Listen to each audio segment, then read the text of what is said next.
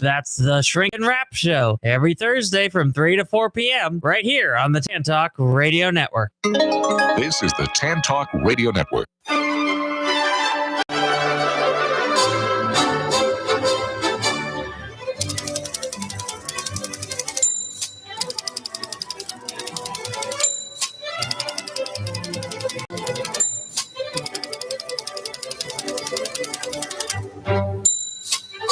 Hi, this is Patsy with a Z. Welcome to Joy on Paper, a program for writers and those who dream of writing. And I'm so happy today to welcome, I've got two very interesting authors, and I just discovered that they have something in common. So it's going to be lots of fun. And I'm so happy to welcome to Joy on Paper, Diane Bergner. And the name of her book is Royal Coconut Beach Lunch Club. Hi, Diane. Oh, I got it vice versa. Did I do it again? Hello. Are you there? Susanna Marin, are you there? Yeah, I'm here. You had the wrong author. I know, Diane. Yes. And I have you vice versa. You're talking now. And then I discovered that that Diane is thanking you in her book for writing. Right, I said I know her. Yeah, I know her. She's a friend. Isn't that nice? Isn't that funny that I would have both of you on the same day? Oh, that is a small world. Yeah, it really is. It's so funny because it was just not planned at all, and then I read. Of course, I read her book, and it's fascinating. And then, of course, I've had your book for a much longer time. As a matter of fact, I had you were on before, and we talked about your other book. And so it was, so much fun that you came back. Last time you were here to talk about your nonfiction book, and today we're talking about Maribel's Shadow. Which is exactly, that's my new book. Your new book, which just out. It's really exciting that your work on the one side you do nonfiction books, studying women, doing really in-depth research on women's issues, and then you've now turned this also into a wonderful opportunity for you to write fiction. Yes, this is my fourth novel, and definitely my fiction reflects my research on how women really feel in real time as mothers, wives, sisters, friends, foes, rivals, lovers. And so, I'm really looking at the truth about how women feel. And you certainly grasp onto that because as Susanna Shapiro-Barash, which is your name, of course, for your nonfiction, your research is well known in the sort of industry of women's world. And last time you were here, we were talking about affairs, and so it was interesting that when I got this book, of course, there are affairs in this book.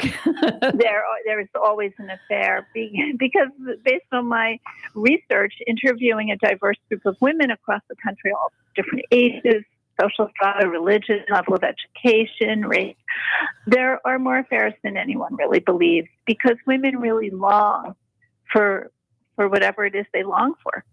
And if you're not happy in a marriage or you're, unhappy with your granddaughter or your daughter or your husband or a friend or a colleague, I take all that I've listened to and I put it into the novel. So this novel, Maribel's Shadow, just out, is truly a dicey story, a mystery.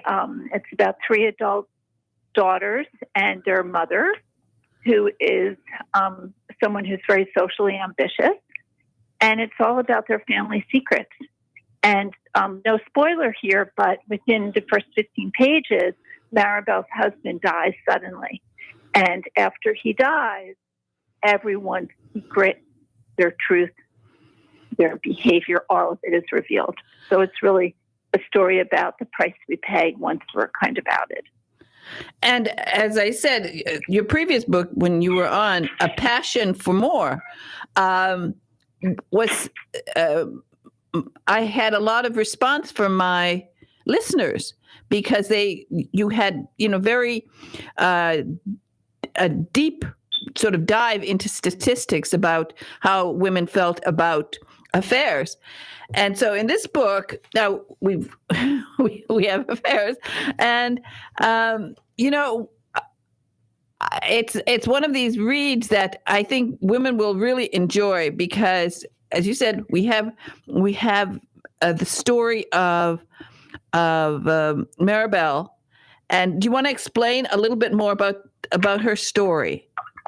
So Maribel is the eldest of the three Barrow sisters, and they live in Palm Beach, and I purposely chose Palm Beach. It's the third of my Palm Beach novels because Palm Beach is such a beautiful, rarefied place. And we say to ourselves, how can anything go wrong in a place of privilege? Isn't that in a capitalistic society all that we really yearn for? But in fact, once Samuel dies, Maribel's husband, the truth seeps out and nothing is ever what it seems. And so Maribel and her two younger sisters are very ambitious, and so is their mother, as I mentioned. And each of them has, each is looking for an escape route from the life that they have, even though we would look from the outside and say, wow, beauty, privilege, homes, all of this, glittering prizes, handsome husbands, little children. So everyone has a motive. And then we ask ourselves what really happened to Samuel and who was he? And that's one of my favorite themes. Who are we really when push comes to shove, each of us? And how do we navigate a path? What is survival for women? Emotionally, financially, how do we get through? So each woman is really, the three sisters and their mother are really put to the test. So I'm being told it's a very fast-paced book. We don't really know what happened, and so it's a mystery, and it's all about longing. And you're right. From the outside, for people who don't live in that environment, they look at it and they think, well, life is perfect for them because they can shop all day.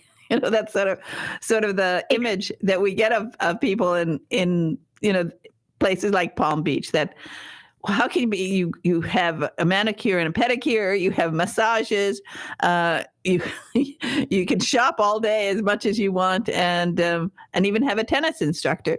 But right, how could there be competition among the sisters? How could the mother have an agenda?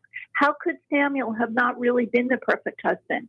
What were his secrets? So this is really what it's about. And then what do we do when we're put to the test? What are the sacrifices? Who do we out? Who do we protect? So this is what happens to each of the three sisters, and all the while, what really happened to Samuel that morning. Well, you're a fine writer, and so you really paint the picture for us. You tell us, you really bring us there, and I think that's part of the fun. Why, of course, they call these summer reads that you take to the pool and you just you read. And actually, you better take suntan lotion if you take this book, because you probably won't want to stop, and you just keep turning the pages. So I think that's a great compliment to writers like you who write these books that capture an audience, capture somebody's mind, and they're so enthralled with it. And it is a sort of a dream kind of world for a lot of people. They can't imagine being that rich. They can't imagine really, And for this family, it's particularly meaningful when they're, the fodder of gossip in Palm Beach, because they actually do come from nothing. and their past is revealed as well. So how do women reinvent themselves? And, what steps do we take to do that, and at what price? And so, that again is part of the story. The mother, Lucinda, who is sort of an intriguing character, if I say so myself. So what about Lucinda? And, what really happened, when they didn't live in Palm Beach, and how did they get there? So, on top of everything else, women are very judged, and my characters are judged. Once there's the accident and Samuel suddenly dies, then the Barrows family is really judged by everyone in town. And women are pleasers. And based on my nonfiction, women really yearn to belong and to be part of a group and to not be judged. So it's very harsh. And that also plays out in this novel. What do we do once everything seemed safe is no longer safe? How do women prevail? How do they navigate a path? Now, who were your literary influences? What authors influenced you the most? I'm very influenced by Edith Wharton, Kate Chopin, Thomas Mann. Contemporary authors I really appreciate as well. I love to read the summer reads of famous women authors. I'll always read Ellen Hildebrand's newest book. And I just read Hello, Beautiful. And I thought that was a really interesting book by Anne Neapolitano. And I'm always reading. I was very, very lucky because my mentor and thesis advisor for my graduate degree was E.L. Doctorow. So Ed Doctorow, who wrote Ragtime and, of course, was so famous, was my teacher. And he always said to me, look, you can write fiction and nonfiction. You should do both. And so I have. But he taught me so much. Wow. That's a great mentor. Oh, unbelievable. Really unbelievable. And I've taught writing for over 20 years at Marymount Manhattan College. So I've been part of, the writing department, and my topic, you choose a topic, the way it's structured there, and my topic was gender. So I've long been fascinated by the faces women wear versus how they really feel. Well, when this sort of title that you've been given or you take of being, what do you call yourself? A gender? I think what is a gender expert. Sometimes they'll say a gender expert. Just someone who has studied all these years how women are positioned in society, and men as well. What are the societal scripts for us? What are we told to do? What's expected behavior? What do we feel we must appear as? The good girl. Very interested in the role of the good girl. And again, that circles back to Maribel's Shadow, because this family prided itself on being an exemplary family. But once the secrets are revealed and we figure out what really happened, everything is different. But women strive to not be judged and to appear a certain way. And it's certainly true for the sisters. And I'm fascinated by the sisters' bond. I'd written a nonfiction study years ago called Sisters Devoted or Divided. And so that's very interesting to me. Yes, I think that plays a big part in this story, this connection of sisters and the dynamics that go into it. And what's favoritism? Why does Lucinda, the mother, play one sister against the other? And how common is that? Very common, because I did a whole study on mothers and daughters called You're Grounded Forever, but first let's go shopping. And in that study, I interviewed mothers of, daughters who were 3 years old to over 30. And, family systems and who the mother identifies with or embraces. Oh my goodness, my daughter's the cheerleader. She's the popular one. I never was. Or, oh my God, my daughter's the cheerleader, the popular one, and I was too. So how does the mother's, identification with her daughters play out? And so that's a part of this novel too. How does Lucinda really feel about each daughter? Now, does it worry you at all that, when this is sort of how can I say the marketing is geared that it's a woman's book, and men aren't going to read it. Does that bother you? No, but I think men should read it. Well, that's I'm sort of worried about fiction. That's a big conversation. What is it about fiction written about women that it becomes, like it's only prescribed for women? We're only expected to read these novels if we're female. I think, that there's this like gender typing and gender casting of the books we read, particularly in the summer. Yeah. Oh, commercial women's fiction. Oh, thrillers for men. Right? I'm sort of against this, really, because Flaubert didn't write Madame Bovary for women. He just didn't. Well, it's interesting. Let's just talk about that for a minute. Tolstoy writing Anna Karenina and Flaubert writing Madame Bovary, and both women come to a very unhappy ending, which, of course, is the opposite of what my research yields about real women in contemporary society and affairs, which is that, they end up kind of claiming what they need and want in this life.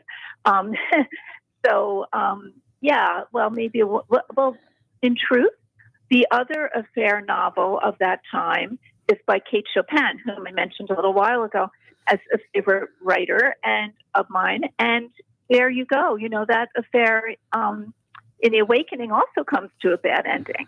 So possibly, with my gender cap on, what we're looking at is how things have changed for women. Not enough, but definitely I'm interested in women having more agency.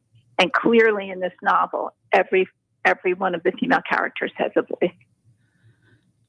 Yeah, the strength comes through, but as I was thinking, well, maybe men should read this book too. Well, I would hope so. Because they'd learn something. There's no question. And that's really part of reading. And just like if there's a thriller book, I'm just as likely to read that as I would a book that is they're now marketing as gender specific. It's a woman's book.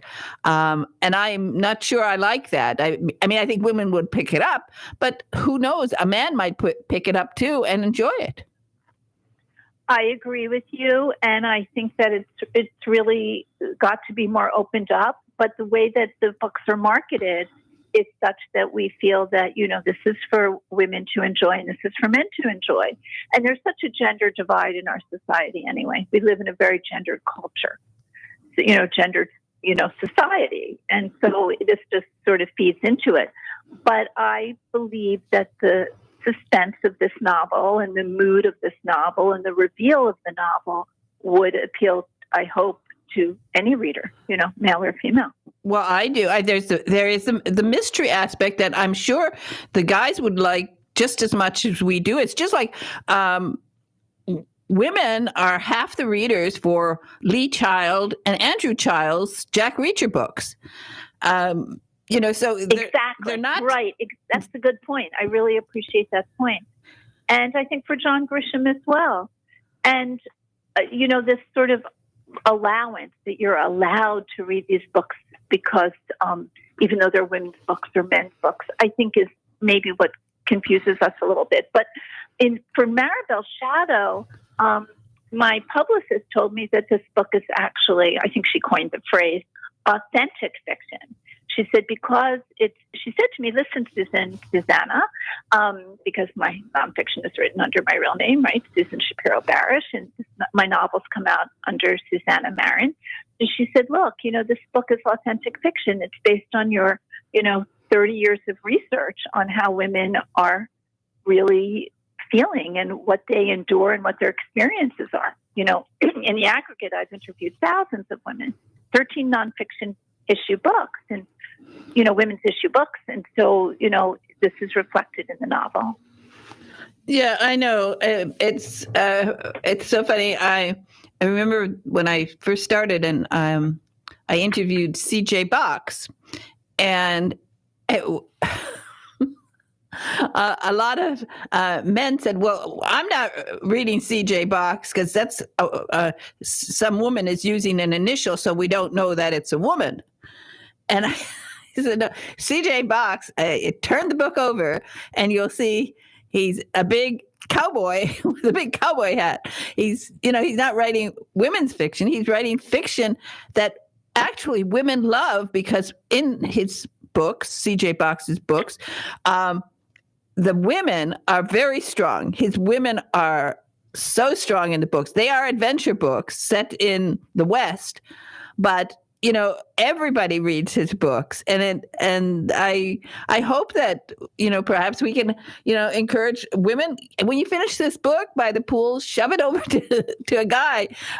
What a great idea! And I hope that women who are listening will know that I'm very interested in doing reading groups, in real time, virtual time, and love speaking for any sort of women's group. But I agree that, strong female characters written by a man or a woman writer are very valuable and very representative of what really goes on. We are strong.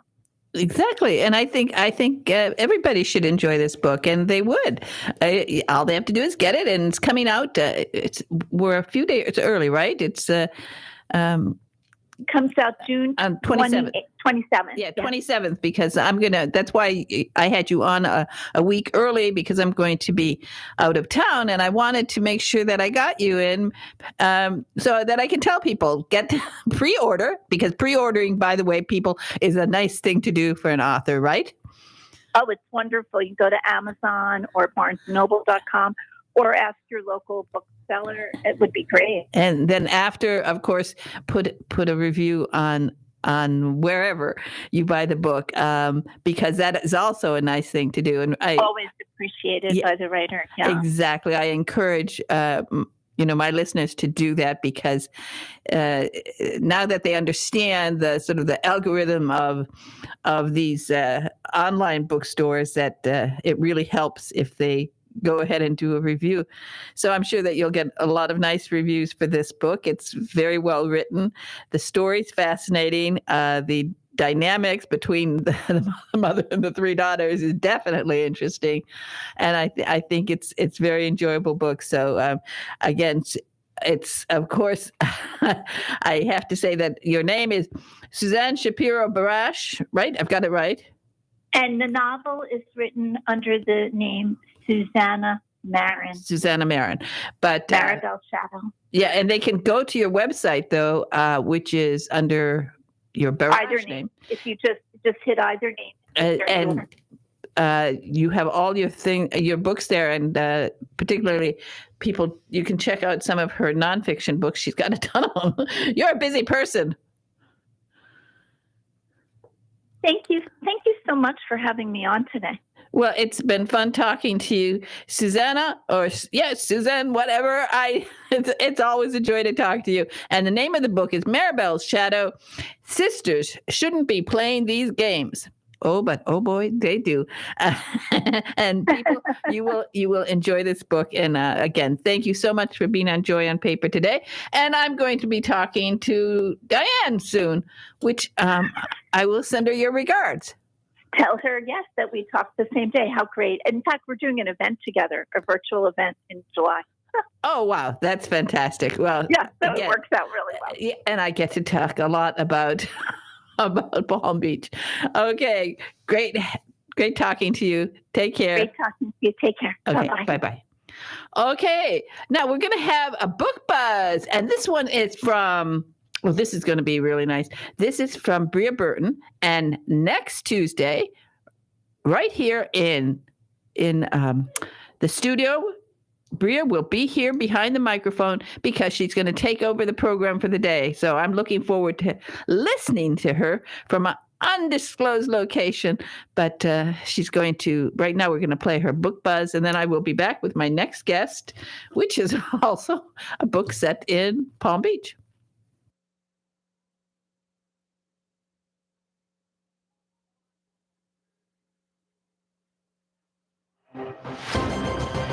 Hello, fellow sci-fi readers. This is author Bria Burton reporting for Joy on Paper with your science fiction book buzz. Today's communique to galaxies near and far includes a 2021 military science fiction thriller, Operation Grendel by Daniel Schwabauer.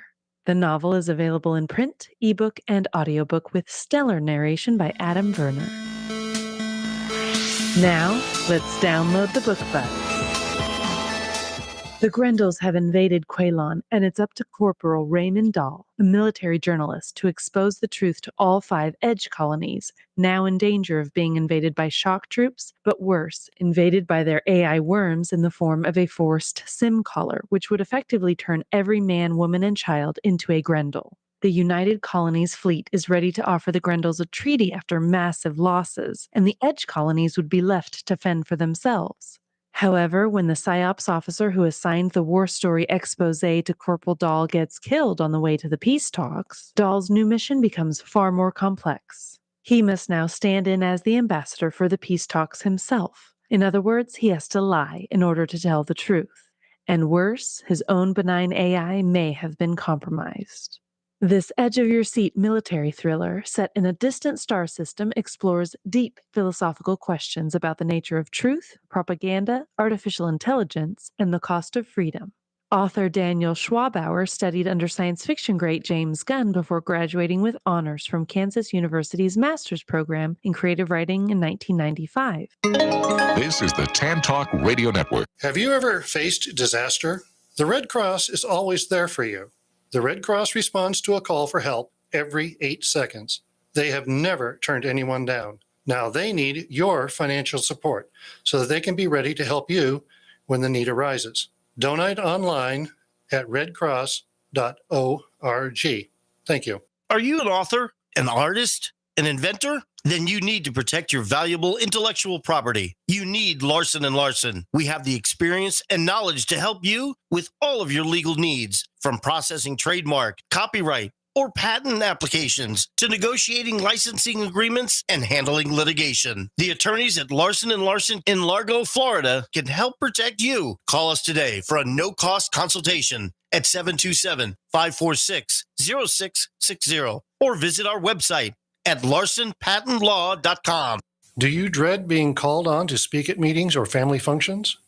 Have you envied those who can sway an audience with well-chosen words? Do you know that people who speak well earn more money, earn more rewarding careers? Gain the confidence to master any speaking situation. Toastmasters will allow you to find your voice. Go to toastmasters.org to locate the club nearest you. This is the Tan Talk Radio Network.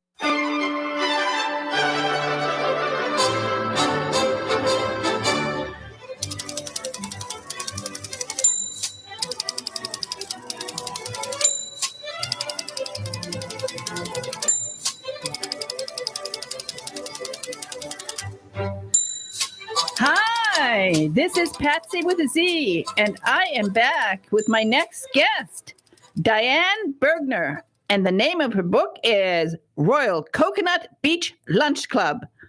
Hi, Diane. Hi, Patsy. How are you today? Okay, fine. Well, I don't know if you managed to hear a little bit. My guest just before you was somebody that you thanked in your book, Susan Shapiro Barash. Of course. I know Susan well. Yes. So it was it was so funny that I would have both of you on today. And I didn't know that you had thanked her until I looked at the back of your book and realized, anyway, she sends her love. I'll call her later. Thank you, Patsy. Thanks for telling. Yeah, that's great. She said that you've got an event together in July. So yes, and she had lots of nice things to say about you. The same, and she's been just a driving force with my own writing, and I'm grateful. I call her the fairy godmother of the literary world. So. Well, it was so nice. So I'm holding up your book. I'm also on the camera here. So I'm holding up your book, nice and pink. And Royal Coconut Beach Lunch Club. Woo! That's nice. Yes, and I know you can't see me, but I am dressed all in pink today in honor of this conversation. So, well, I'm sure that you look beautiful. And I was just talking, about for people who haven't been to Palm Beach, haven't been down there. It's a different world. Oh, it completely is a different world. And as a fundraiser for 24 years, dealing with, a certain demographic, the uber wealthy, people always say, oh, you must have stories to write. And I always joke around and say, well, you'd have to pay me $1 million not to write the stories. But the reality is I did write a novel, and the novel is completely fiction and isn't based on anything other than shining a light on the profession of fundraising. So, okay, well, you do shine a very, very bright light on that. Now, I'm here in Clearwater, Florida. So, people think, well, when you're in Florida, you have this kind of existence. But down there in Palm Beach area, it is different. Nothing quite like it up in our end of the world. Right. And the West Coast is equally beautiful, but in very different ways. The palm trees are the same, and the sun is the same, and the beaches, but the people, Palm Beach is a special place. And I've had a magnificent career. I still do, actually, at the Crava Center for the Performing Arts, raising money. And I've had actually the privilege of knowing some very fine people. So, yeah, I consider myself lucky. Well, I hope that it's sort of like when Peyton Place came out, everybody in those towns was, trying to find out if they're in the book. So I'm sure you have some of your friends who are going through. Absolutely. Yes. And of course, well, you can tell us about your main character, which is, of course, it's not based 100% on you. And when we get to the Brazilian, we'll say that you don't have a Brazilian in your life. We hope. No. And actually, it's Argentinian in the novel, and I don't have an Argentinian. So well, yeah, no, I have a lovely husband, and I've been married for 42 years happily. So there you have it. Yeah, sorry about that, Argentina. No, that's okay. I'm Argentinian, Brazilian. When they're that gorgeous, who cares where they come from? Gorgeous South American gentleman, debonair billionaire, who pursues the main character, Julia Wilde. When they're a billionaire, you don't really care. Oh, you were funny. But let's talk about, fundraising is lovely. I think it's a wonderful, I like fundraising. Now, I've done it on a small scale, but nothing at all like this. So tell us about this organization and about the whole Royal Coconut Beach social season. Okay. Well, should I talk about the character first? Yeah, sure. Let's get to know her. Sure. Well, Julia Wilde was an attorney, and she gets this opportunity to work at the Addison Center, which is a performing arts center on the other side of the bridge from a town called Royal Coconut Beach. And she is just so excited about this new opportunity. She's never had experience. And what happens is, the schedule is just brutal. She's there in the evenings, late at night. She's got to be in the office early. And a few months into the job, she is on a yacht. And the woman who owns the yacht tells her to go below the deck and please get the servers and tell them to bring up more food. Of course, she thinks, oh boy, now, she really is the help. And here she is, a smart woman, but she goes below the deck and she stumbles upon her boss, Christy, having a sordid affair with a very wealthy donor and influential, powerful man in town. Of course, it's a man. And, and now she understands why Chrissy barely comes to work and gets away with everything. But Julia also thinks, what did I get myself into? Is that what I have to do to get donations? Right? And, other things happen. A check goes missing and she knows she put it in her drawer. So she kind of starts to understand somebody's really trying to sabotage her, but who and why? And she doubts, that she even made the right career decision.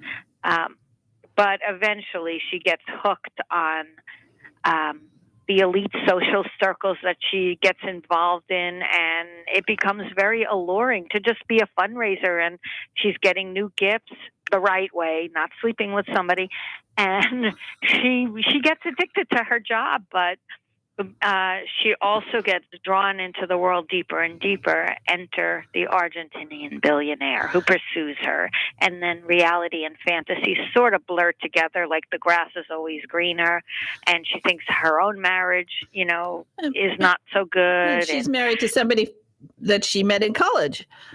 She's married to somebody who met in college who's, changes his behavior too. He becomes very dismissive of her, and she gets very hurt, and she thinks he's having an affair with he's an attorney, with his beautiful young associate. She spies on them, and, she doesn't know which end is up anyway. Yeah, so sometimes we don't want to know particularly if it involves Kama Sutra. We don't want to know which end is up. Right. No, we don't, but she, tests the waters, and it almost gives her validity to... Yeah, there's a lot going on in this book. There's a lot going on in the dynamics of first of all, of course, of being a married woman and meeting all these people. And then, although, for even, sort of rich lawyers, this social life of the uber rich is different. Completely. Patsy, that's so well put. That's exactly it. Here she is leading a normal professional life. Both her and her husband, are earning a very lovely income, but, it's always, nothing. When you start measuring it against other people who she's meeting, the grass is always greener, really. It's just, you can't compare, and you shouldn't be comparing. So, but she gets sucked up in all that. But there's the plus side. She meets some wonderful, smart, strong-willed women who deal with the same people, and they're all professional. Two are high-stakes matrimonial lawyers, so they handle divorces and prenups for some of the people Julia knows. And then there's Elise, who's a wealthy decorator, but, works all the time as well. So they kind of give her the reality checks as only good gal pals could do, right? So there's the lunch club. So that's the lunch club, because that's the lunch club. Yeah, you need wow. I can see going out to lunch with them. Wow, what a challenge that would be. People, in those that kind of society, they judge you so quickly just by what you're wearing. Of course, now your part, I don't know that you're the Uber part yet. Maybe you will be the Uber part. If the book sells. No, I'm kidding. You know what? Yeah. There's something to be said about being very grounded. And when you're in this social milieu, you're even more grounded person, because yes. Yeah. But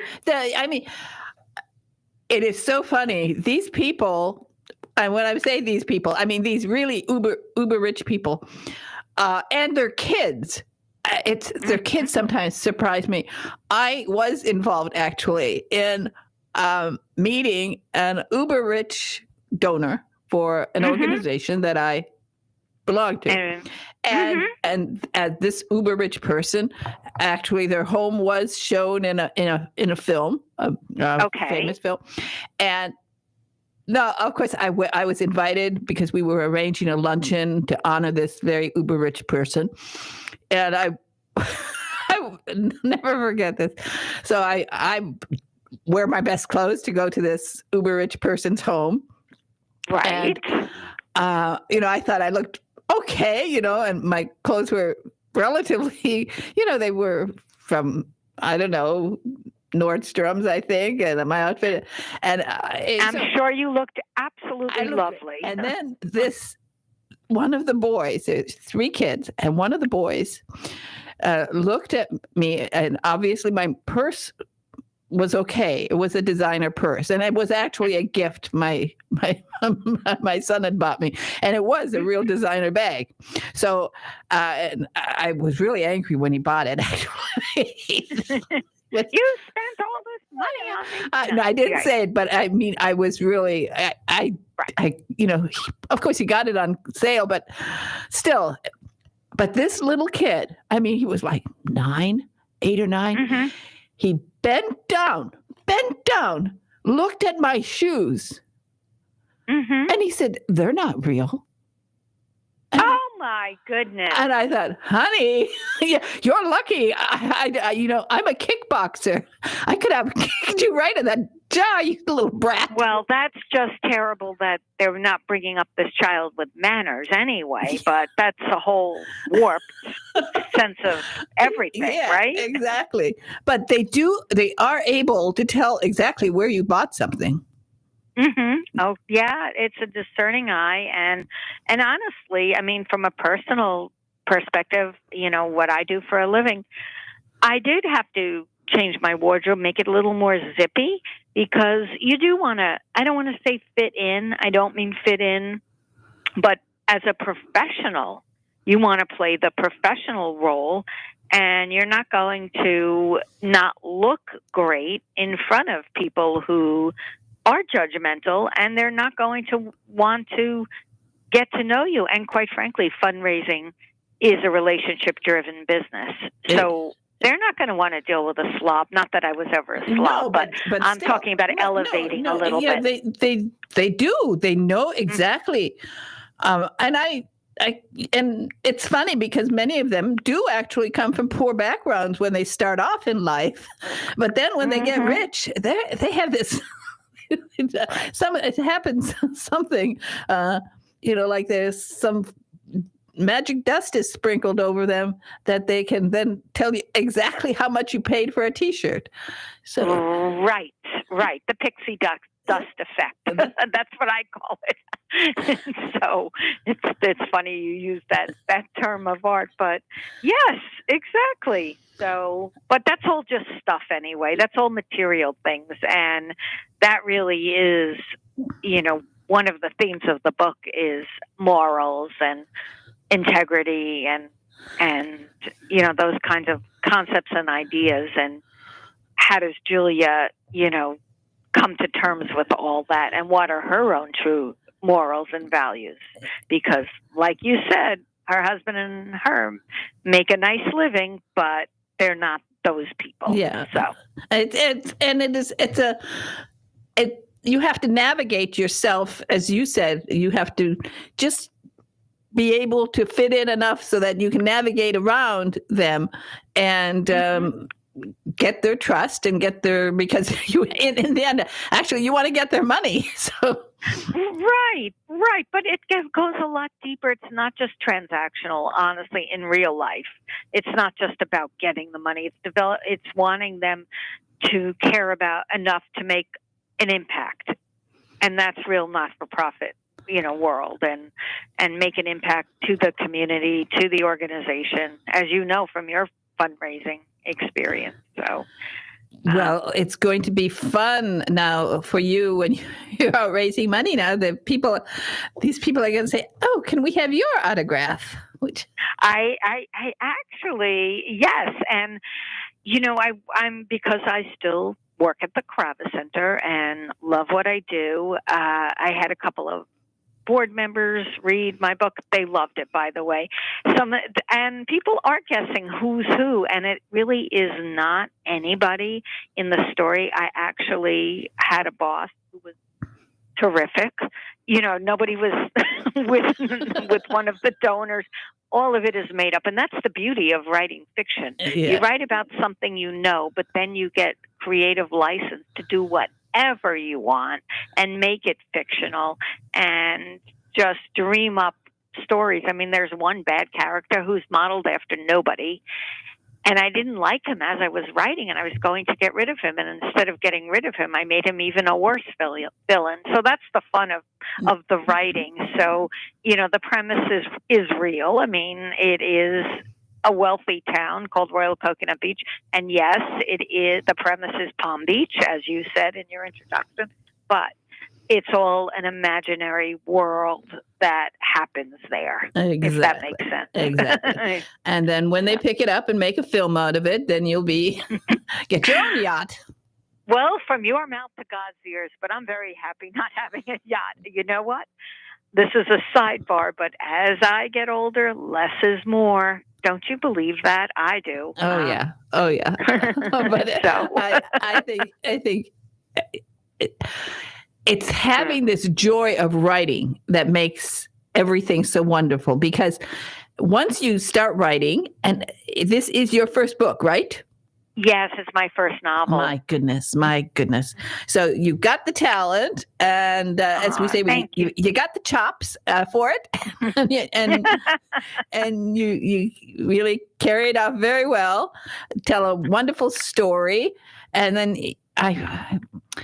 well, it's always nice. Nowadays, of course, they don't do that, what they used to do, put hunky guys on the covers to sell books to women. I guess it's enough that I think that we're not allowed to do that anymore. I probably not. I mean, I think, to me, the pink with the little white the palm pink tree. with the white palm trees shows an elegance, unlike if we had the Argentinian without his shirt on. Right. They actually, but they could put that in the middle of the book. They could put on his horse named Conquistador. Don't forget that. Oh my God. Oh.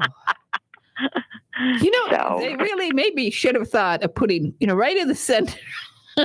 Because as you're sitting by the pool, you might want to see the image of him. Anyway. Yeah, no, fantasy is wonderful. And it's so much fun. Imagine it, people.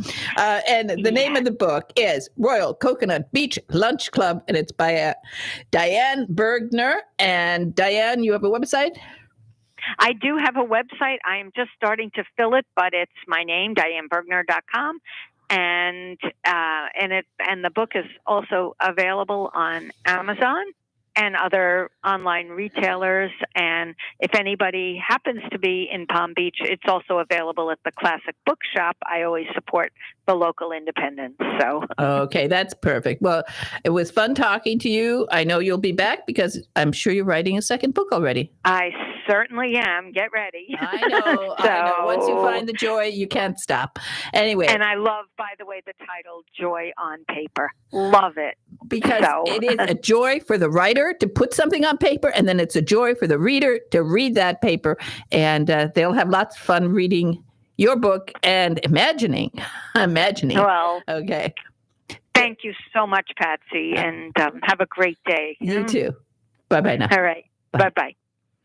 All right. So 2 books, both set in Palm Beach area. Really great. And I want to remember to tell you about 100 Days Till Tomorrow. The author was on last week, L.S. Case. Her book wasn't out yet, but it came out today. And it is a lovely and a very sweet romance. And it's called 100 Days Till Tomorrow. And it's about a girl who inherits a house. Well, we don't know if she's going to be able to keep it because her grandmother has set a rule that she has to live there for 100 days. And I think the story of Miranda Blair is fascinating. And I hope that you will get that book because it's what would you do if somebody gave you a house and they said you have to live there for 100 days? Do you think you could survive it? we have to find out what's wrong with the house in the first place. And it's called 100 Days Till Tomorrow, and it's by L.S. Case, and it released today. So do get that book. I think you will enjoy that. And that's sweet romance and a very I love books where you get a house and you have to do something with it, either survive it in because of something that's happened in the house or because it's falling apart and you get to repair it. But whatever, it's a good book. I hope you'll get that. And very well written, too. It's also her first book and a really good book. And that's called 100 Days Till Tomorrow.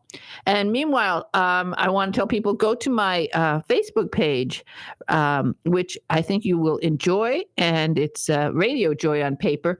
And I have a lot of videos up there. I did one for Flag Day, which was very nice. I think that a lot of people didn't do anything for Flag Day. I didn't see very much on television honoring Flag Day, but it is something that I wanted to make sure that I did a video just to remind people of the importance of Flag Day and how much, particularly how much the U.S. Marines mean to me. I always think of the U.S. Marines when I think of American flags, because when I left for Europe, one of the things my father said to me, well, he said gave me 3 pieces of advice, but one of them was, if you're ever in trouble, run for an American flag. And he was right. And several times I found myself in the middle of some kind of revolution or uprising.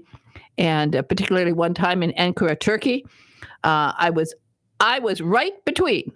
exactly between. I was in a square, and on one side of the square, one group of people were coming. On the other side of the square, another group of people were coming, and they intended to kill each other.